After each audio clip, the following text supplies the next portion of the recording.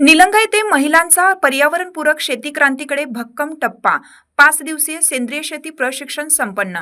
निलंगा येथे स्वयंशिक्षण प्रयोग या संस्थेमार्फत राबवण्यात येणाऱ्या स्वावलंबन प्रकल्पांतर्गत महिलांसाठी 5 दिवसीय पर्यावरणपूरक व सेंद्रिय शेती प्रशिक्षणाचे आयोजन करण्यात आले.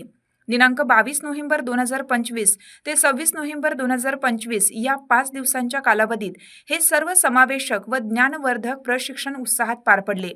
या प्रशिक्षणाचा मुख्य उद्देश महिलांना स्वयंपूर्ण करणं, पर्यावरणास अनुकूल शेती पद्धतीचे महत्त्व समजावून देणे, तसेच सेंद्रिय शेतीच्या माध्यमातून शाश्वत उत्पन्न निर्मितीचे मार्ग उपलब्ध करून देणे हा होता.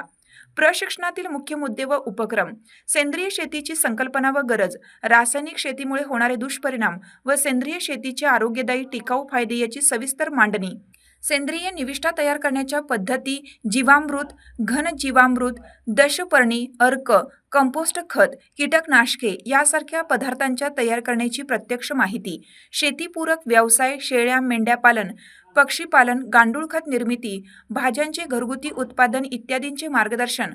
प्रशिक्षणार्थींना प्रात्यक्षिक, प्लॉटवर नेऊन प्रत्यक्ष अनुभवाच्या माध्यमातून सेंद्रिय पद्धतीचे निरीक्षण, महिला सक्षमीकरणावर भर, महिलांनी स्वतःची शेती, व्यवसाय आणि उत्पन्न व्यवस्थापन कसे मजबूत करावे याबाबत विशेष मार्गदर्शन.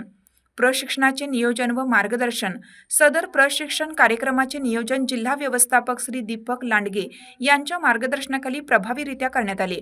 यासोबतच तालुका व्यवस्थापन श्री सुनील काळुंखे व ब्लॅक कोऑर्डिनेटर कदम सर यांनी कार्यक्रमाचे नियोजन, व्यवस्थापन व अंमलबजावणी यात महत्त्वपूर्ण भूमिका बजावली. प्रशिक्षणाचे मार्गदर्शन: या 5 दिवसीय प्रशिक्षणामध्ये प्रशिक्षक सुदर्शन बाबूराव धुळे यांनी महिलांना सेंद्रिय शेतीच्या विविध अंगावर प्रत्यक्ष, तांत्रिक व अनुभवाधारित मार्गदर्शन केलं.